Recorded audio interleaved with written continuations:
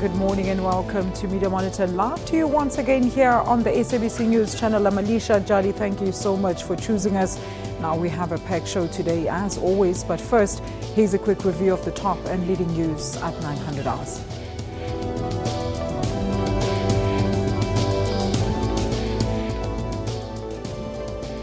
President Jacob Zuma maintains that there won't be any load shedding this winter.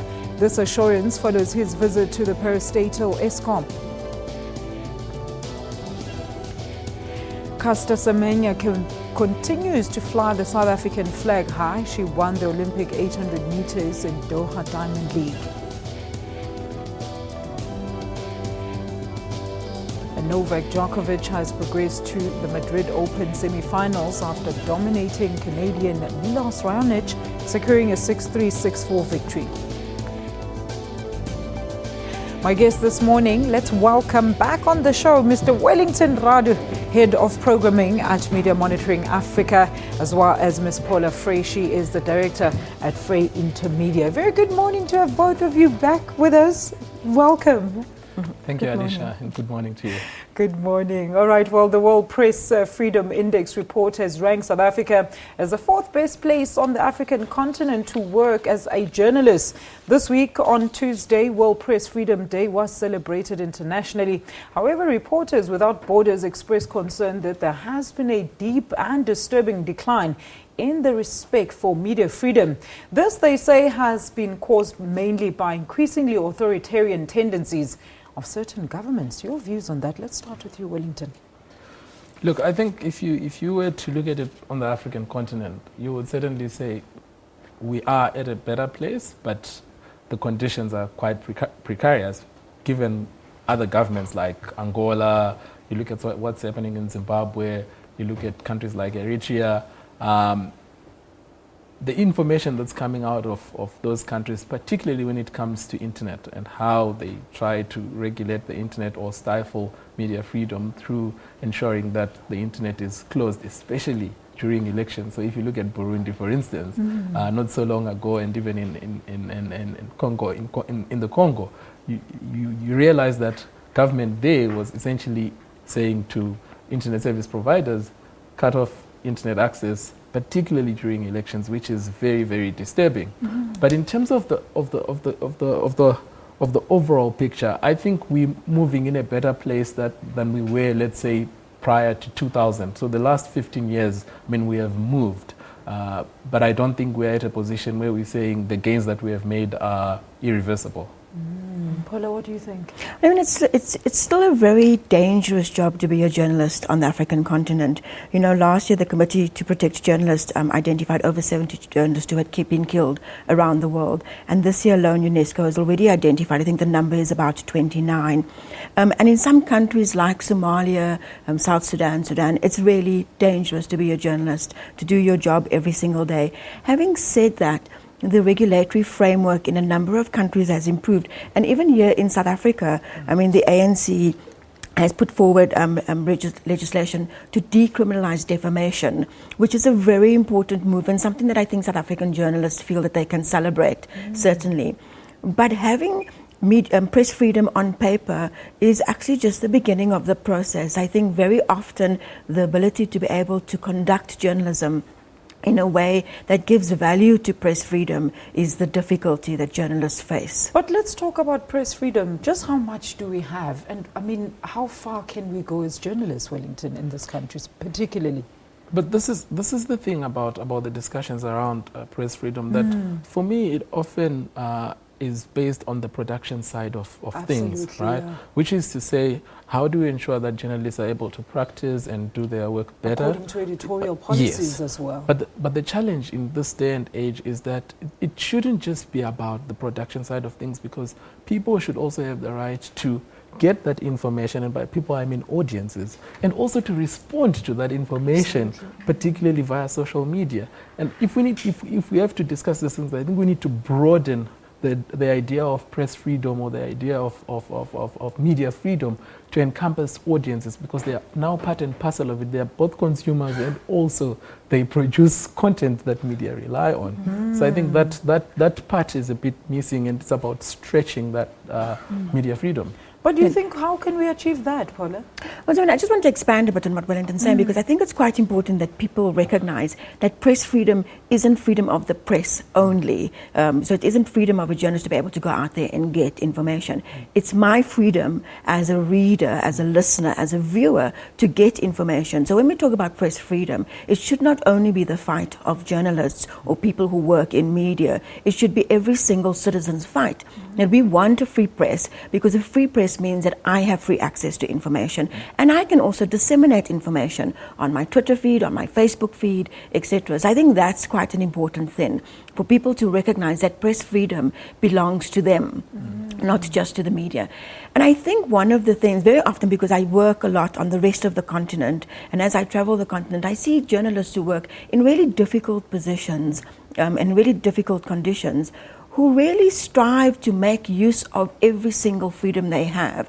And I think sometimes we underestimate the power of the media to be a watchdog, to give citizens access to make informed decisions, to help inform evidence-based policy making, to help governance in many, many ways. And I think if you ask how do we do that, I think one of the things is that we have to get journalists to realize the value of their profession and the value of the work that they do, so that they will be a lot more aggressive about pursuing the truth. But I mean, something that came to the fore was, there's a lack of balanced reporting across the spheres, particularly in this country. What do you say to that, Wellington? So South Africa is an interesting case, because if you look again and you compare it to the African continent, you realize that arguably perhaps we have the most extensive media space in terms of material, also in terms of the freedoms that we have. But if we look at balance, the problem I have with balance is that it often assumes that you have to present just two sides of the story, which is a bit problematic, because often stories have more than just two sides. There could be many sides. So I think it's about nuances. How many times do we see one angle from the same newspaper every single Sunday? It's like everybody was using the same pretext to compile that article. And this is the case. So prior to the manifesto launches, okay, you could literally preempt the script of what was going to happen and how it was going to be covered, particularly even if the EFF or the ANC, you could literally write it prior to the media writing it, which is quite problematic. And I think some people might argue that, well, voters don't necessarily vote on the basis of how you unpack manifestos and the promises and the commitments that political parties make.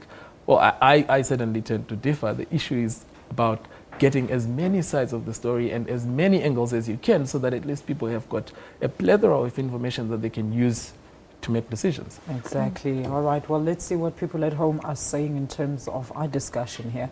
Let's have a look at those tweets now. Swank ZA says, freedom of expression with limits is fine, as long as you consider do what you want others to do to you. Thank you so much. And he says, think twice, hashtag SABC News. Ntai Norman Mampane says, our first task is to improve working conditions of media workers in all newsrooms. Juliet Mokwena says, we don't have journalists anymore. We have pro-government propagandists and pro-opposition propagandists. All right. Mr. John Thorpe says, because government and self-appointed human rights groups always complain when people speak the truth. That's where we're going to leave it. We'll have more news analysis shortly after this break. Do stay with us.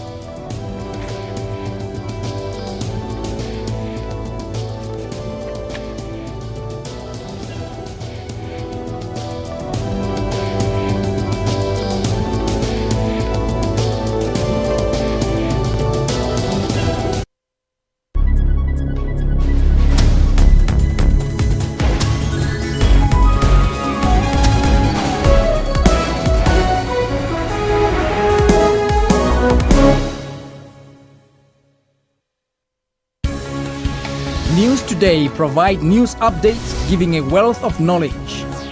Breaking stories and crossing live for you. We follow business developments intensely. Experts and analysts tackle all challenging issues for you. We cover stories locally and abroad to keep you informed. We cover all sporting codes just for you. We are sure to give you weather to be ready for the day. Stay tuned to News Today at 3 p.m. from Monday to Friday on SABC News.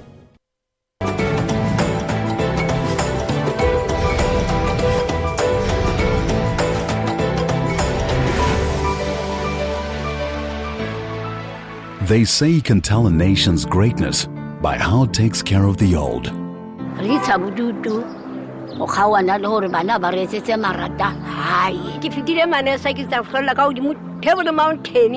Boikhutso old age home e qadilwe ke the municipality ka di 1950s. We changed it from an old age home rather it's an old age center because re fa di services tse dingata to batsofe ba baling in the community. Mokgatlo na mema mosala o rentse batho kwae ke siyayithanda kwae ke siyayixhasa ngento zonke. Every year we show our gratitude to our elderly by just being present. It's so wonderful to be here and it's so amazing to celebrate your day. This is your day. This is not our day. Re ga bua le bo Osmanana ba bua hore re hloka sena re hloka sane re di rekile diteng kaofela dintho tsena. Re batla ho bona seriti sa motho e mong le e mong se ntlafala mo re ka kenyang letsoho teng re tlo buela re khutla hape re kenya letsoho. Le re file a very great start and it go ya a very long way. We salute those who give our elders their dignity back. SABC Foundation, inspiring greater possibilities.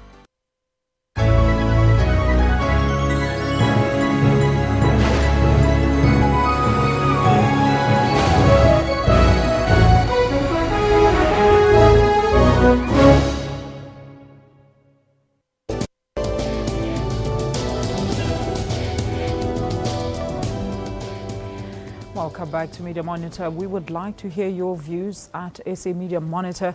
Let's move on to our next story now, where the burning of schools in Vuwani in Limpopo has been met with condemnation across South Africa. More than 24 schools have been either vandalized or gutted by fire.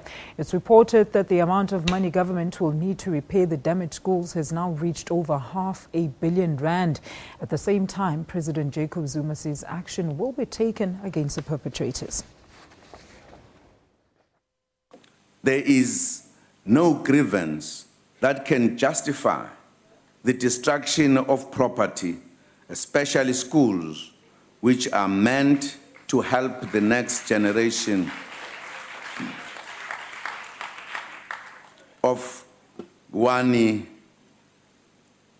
to defeat poverty, inequality, and unemployment.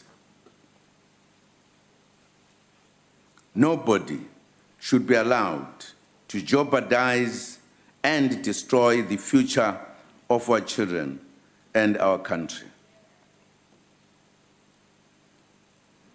We have directed law enforcement agencies to apprehend those responsible and bring them to justice. Now, I know you've seen this story all week in the news. The situation is quite worrying, and all the alternative measures or interventions that have been brought in just don't seem to be bearing any fruit. Wellington? Look, it's all very well and good that everyone is condemning the destruction of property. I think the challenge with this story for me is that the why question, okay, why did we get to where we are now? How did we get there? Needs and requires journalists or the media to go back in history and try to track where it all came from and why we're here. Perhaps that's where we can find some solutions. Because what you tend to hear is it could be an issue about tribalism, it could be an issue about political infighting, it could be an issue about people saying, oh, well, we don't want to be in this municipality over that municipality. Well, there are vendors, there are tsongas. Yes, that's fine, but which is which? Is it a combination of all of those issues? Is it just one? Could it be something else? And how could it be solved? That's where we are. Look, it's like he read my mind, because I was going to say, let's have a look at the reasons for the protest. I mean, we know that the Demarcation Board wanted to merge these two municipalities because previously the very same people were complaining about services not being rendered to that area. So what needs to happen here now, Paula? So my understanding is that people don't want to leave the Mikado municipality and be taken into a new municipality. And it does certainly seem like there was a lack of consultation with some communities. My concern, though, is that 24 schools have been burned down, 50 schools are closed. Over 600,000 people are affected by this process. As we approach elections, you can anticipate that several more of these protests will happen. And I think what we need to do now is to be able to act swiftly to ensure that we stop targeting schools. You know, it's not simply the destruction of property. The Minister of Basic Education made a very critical point that we don't only lose buildings, we lose school records, we lose copies of birth certificates, we lose copies of school reports, of exams, we lose things that are really, really difficult to get back before the matric exams. And so I think that this is quite a critical issue that needs people across political lines actually to step in and take action. Wellington. Look, I completely agree with Paula, but the tendency that we have seen our media doing over protests or anything of this sort is focus so much on the damage and quantify it, which is all well and good. It's fine, we can do that. But I think for me what that does is it almost disempowers people, because what you need to be focusing on mostly is saying how do we ensure that this doesn't happen again, and how do we solve it?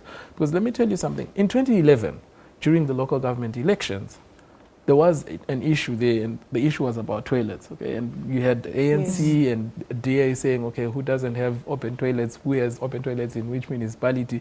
And we could almost see, given the political nature of our country, that during this election there is going to be another big story.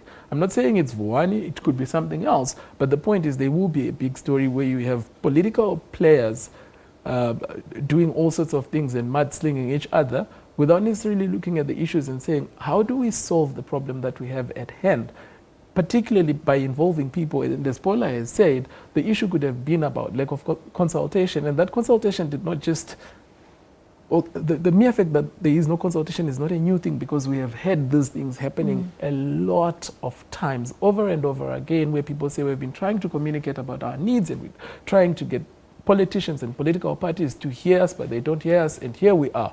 And if we don't deal with those things and we just focus on quantifying the destruction, yes, it's fine, but let's go beyond that and look at how we can solve this going forward. I mean, how do we solve this, Paula? This went through a court procedure. The court made a ruling on the matter. Yeah. What needs to happen now? So, I mean, if you look at the burning of schools, it plays into this notion that the media, that politicians, that the community at large doesn't pay attention until something is burning, whether it's tires in the street, whether it's a school in the street. And so we become more extreme. You know, first we might burn tires in order to get attention. When that doesn't get attention, people take measures like burning of schools. But there are long-term consequences. And I think part of the issue here is, when do politicians pay attention? When do journalists pay attention to the issue? And I think part of what you're saying is that journalists wait until there's an event like a protest in order to be look at issues. But the local government elections are coming up, and so one of the things that we need to be doing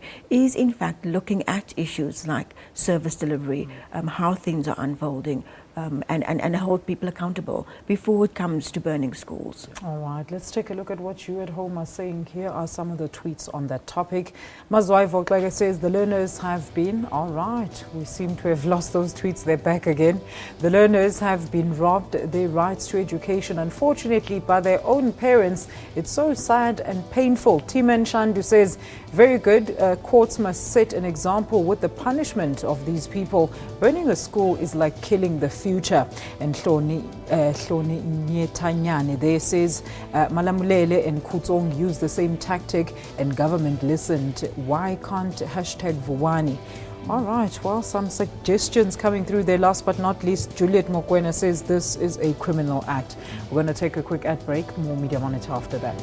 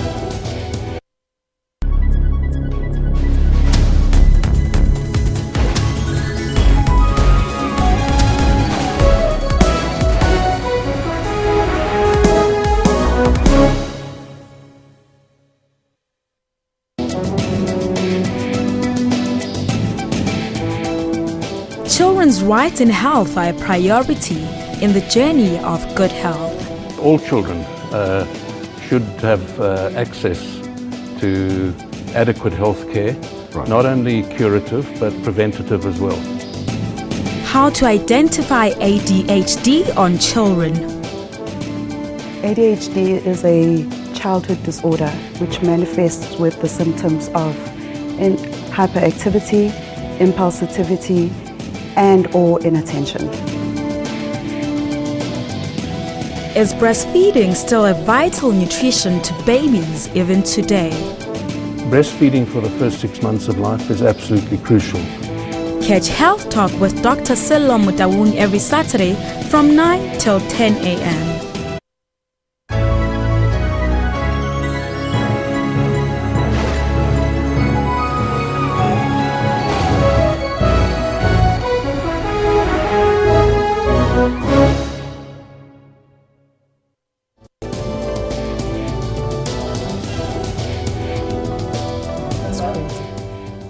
Welcome back to Media Monitor. I'm with Mr. Wellington Radu, Head of Programming at Media Monitoring Africa, as well as Paula, Director at Fray-Intermedia, and we're giving analysis on topical issues of the week. International credit ratings agency Moody's decision to maintain the country's credit rating at 2 notches above junk status has been welcomed by all South Africans. Moody's says it believes the country is approaching a turning point in reversing years of falling economic growth. The agency has, however, expressed concern about the joint commitments of government, labour and business to undertake socio-economic and political reforms. Here's more on this insert. People were thinking that they would downgrade us. Now they haven't, and that's great success for us because that shows what we can achieve when we work together. We have to congratulate our Treasury for having led the charge, working together, obviously with the government as a whole, as well as other organizations, trade unions, business, civil society. It was very pleasing to see them travel to the investors overseas as a united team, essentially as Team South Africa, going to sell South Africa and explain everything about our country. Look, there was a whole lot of noise when Moody's was about to give us a downgrade, and I don't think many people heard that the rating was actually kept 2 notches just above junk status. Let's start with you this time, Paula. I mean, I think actually I was here with you when the whole issue arose, and there was a lot of activity with Minister Pravin Gordhan going to London and speaking to various people there, and a real push by government in order to ensure that our status was maintained, or certainly that we didn't drop. So I think this is in good news, but we still have a long way to go. I mean, in terms of the economic indicators, we still need to push in order to ensure that we make good on what we promised. But also, I think in terms of ordinary people, it's about high time that media also start focusing on what it actually means in real terms. Like, what does it mean, the kind of position that we are in, and downgrades, if any, and what does it mean going forward? Does it mean that we as people are going to be suffering? Does it mean that we as people are going to gain something out of it? What are the implications of this? And that is often missing because the discussion is held at this level, at the economic policy level, and not necessarily bringing it down to social and economic issues that ordinary people would kind of get and understand. I'm not sure, though. I think that people understand that the economy is in a fragile state, not just because of the junk status or the Moody's rating, but also a whole lot of factors like the drought, just unemployment generally. I mean, if you look at organizations like Amandla.mobi, organizations that work at community level, you see that there's real concern about rising prices, and there's real concern about the cost of living. And I think that people understand that some of these things, even though they happen by organizations that are happening overseas, they have a real impact on what we pay for our food, on what we pay for fuel, on what we pay for our day-to-day living. What do you think, Wellington? I mean, this, for me, I think she has nailed it on the head.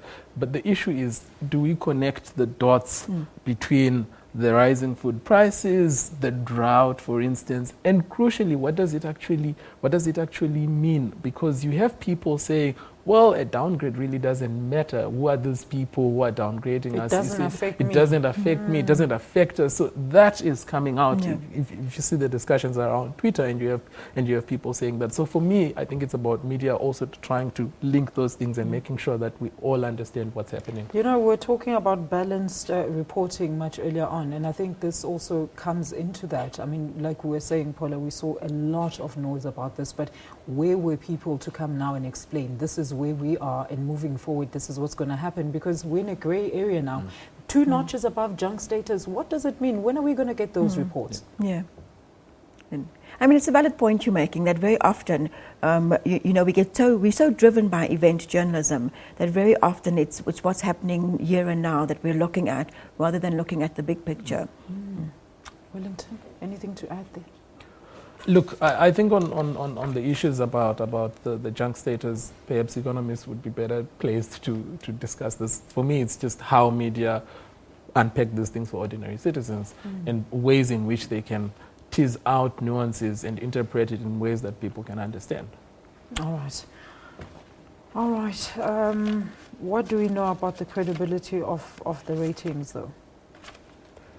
Oh, interesting question. I mean, if you look at the articles that are coming out and how media are covering these things, I think for me, I see 2 sort of like camps, where the one camp says, look, this is an important thing. Okay, the ratings are important because it keeps us in line with international standards, and also it has to do with issues around the rand and how it performs and our economy, which is good because we are part of a global economic system. But at the same time, you also have another camp that says, look, let's look at the credibility of the rating agency themselves. I mean, they are the very same people who could not even see what was going to happen in 2008 in the United States. And how do we trust such people? You hear people also talking about other rating agencies that are being created by countries like China. So there are those 2 camps. I mean, which is which? I'm not sure. Which one would you support? I don't know. But these are the facts, or these are the issues that people are discussing. Paula? The government's response to a threat of a downgrade, I think, shows how seriously we take the ratings. Certainly it was all systems go when there was that threat, and people worked really hard to stay with to ensure that it didn't happen. So I think that whether we criticize them or whether we don't agree with them, the reality is that they have global impact, and that's important. We part of a global economy, we can't ignore that. All right, that's where we leave it on that discussion. When we return, we're going to delve into the U.S. presidential race. Do stay with us.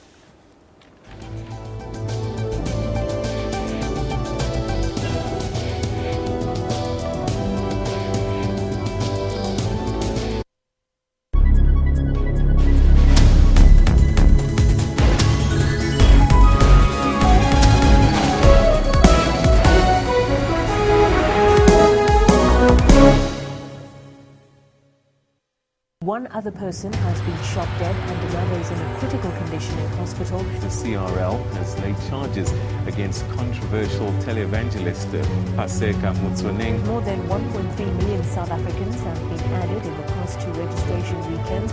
The International Monetary Fund warns that policy uncertainty could dampen economic growth in South Africa.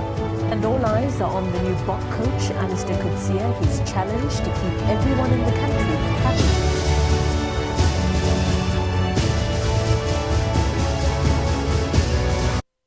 A very good afternoon. You're watching the Midday Report. Lunchtime news amplified. But for now, this is what they call home. Their hope to shift to a higher ground seems to be against the tide. Midday Report provides you with more than just news stories. I just want Port Elizabeth to know that they own a world-class theatre. Good afternoon. You're with the news at 1 in the headlines. Very good afternoon to you. This is News Live. I'm Natasha Thorpe. Let's take a quick look at what's coming up in your headlines. Good afternoon and welcome to A View from the House. For all things news, tune in to Midday Report weekdays at 12 noon only on the SABC News Channel.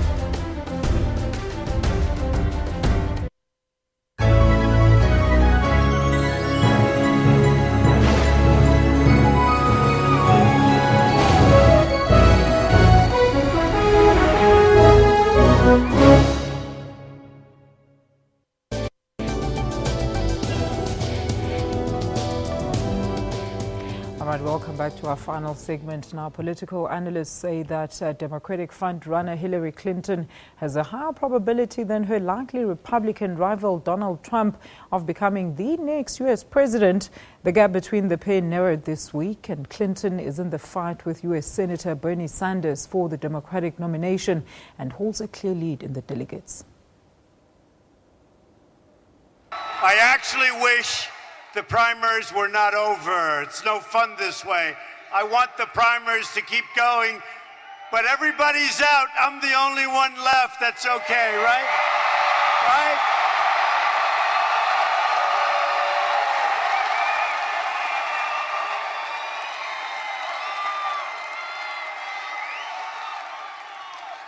Oh, coal country, what they've done. And how about Hillary Clinton? I was watching her 3 or 4 weeks ago.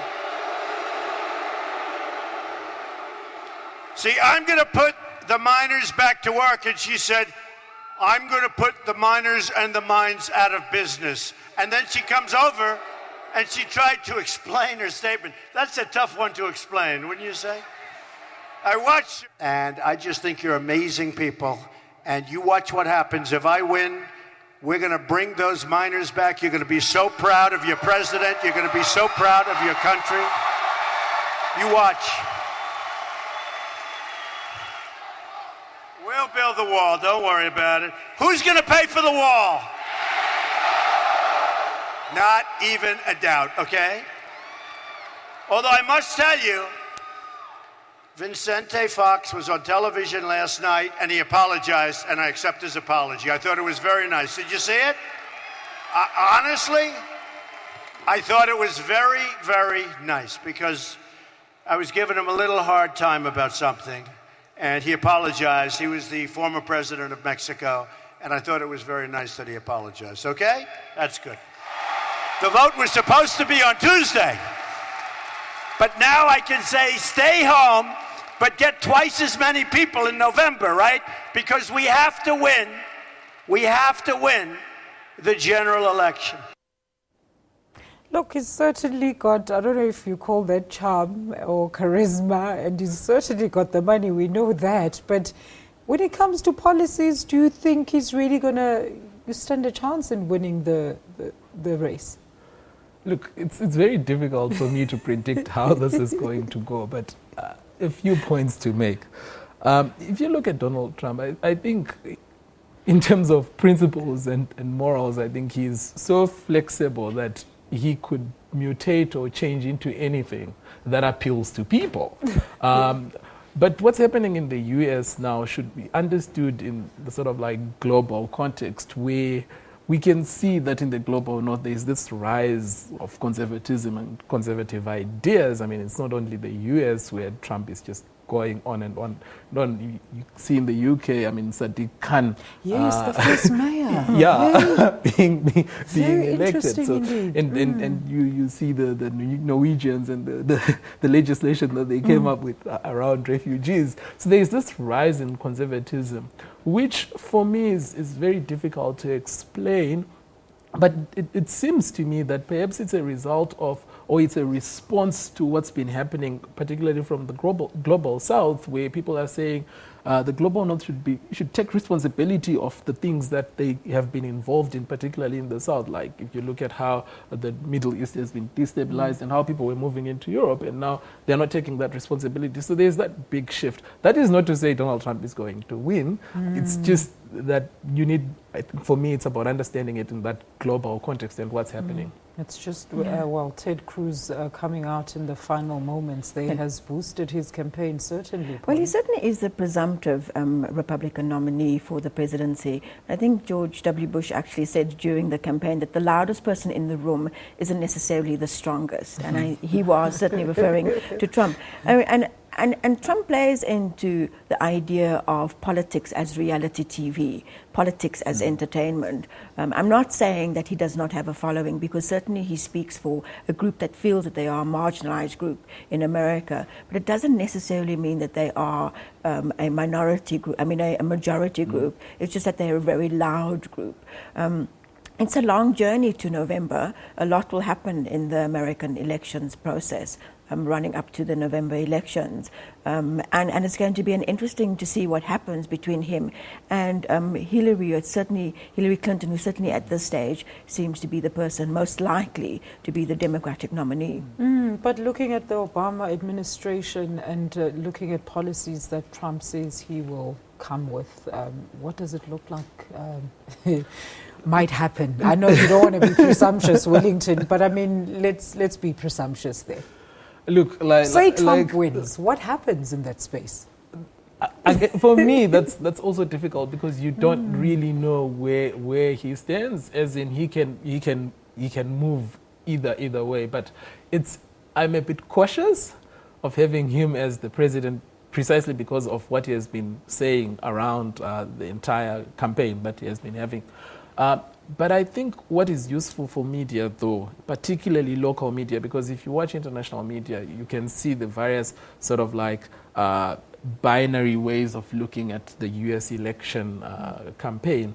For us, this side, I think what we need to be doing is to unpack, because every 4 years, you're always left sitting with this question when the Americans have their elections, that how does it actually work? Like, they have been campaigning for the entire time, but for ordinary people this side, how does it work that they get to the November election? What are the issues there? Do they have a scenario where the Democrats do their own thing, the Republicans do their own thing, and how does the system actually work? The Congress, and the Senate, and the sort of like powers that they have. All of those issues, I think, for ordinary people, they need to understand from our perspective, because perhaps the Americans and the people in the global north might know those things, but in terms of us here, I think it's about time we also start talking about those things. Your closing statements, Paula. You know, so I mean, there's been a lot of criticism about the American media's coverage of Donald Trump, and a lot of introspection too about it, because the coverage really has focused on his provocative statements, on the things that he's done. And the reality is that Trump himself hasn't spoken a lot about his policies. He recently tried to do a policy speech around his foreign policy, but I mean, it's very, very thin. And that's the reality of it. The media, it's a really good opportunity for our media also to be looking at the potential dangers of inflating certain views, certain comments, certain people. And in some ways, I don't have any sympathy for Ted Cruz, because I think Trump is the product of an environment people like him helped create, you know, where racist, sexist, homophobic behavior became acceptable because people felt that they were marginalized. So. All right, let's wrap up the show by finding out what you think will be making news this week. Wellington? Look, quite a number of things, I hope. So the one is, I mean, since this is Africa Month, and we know that Africa Day is Africa Day is on the 25th of May. Perhaps we'll be seeing issues there. But obviously, Vuwani will continue. Elections here, I mean, it's a biggie, so that's going to keep rolling. The Piecha inquiry. But what I would like to see in that coverage is perhaps what has happened to the other issues that were recommended, or the other recommendations from the Falan Commission, like the compensation for the miners. Where are the issues there? How far has that gone? Yeah, those are some of the issues, I think. Yeah. Paula, what would you like to see? I do agree with Wellington that Vuwani will be a big story for the rest of it, and then also the issues around local government elections. But, you know, even though the Piecha inquiry has been postponed for wrapping up statements in June, it's been almost 4 years since the Maracana shootings, and then there's no closure for the families. Yeah. So I think certainly, even though we're only coming back in June, I think it would be worth a story to be looking at what's happening to the families of miners. All right. Do we have any tweets before we go now? All right. We don't have any tweets. All right, that's where we leave it with Media Monitor today. Thank you so much for joining us. We do return next week, and same time, same place. We'll see you then. Take care.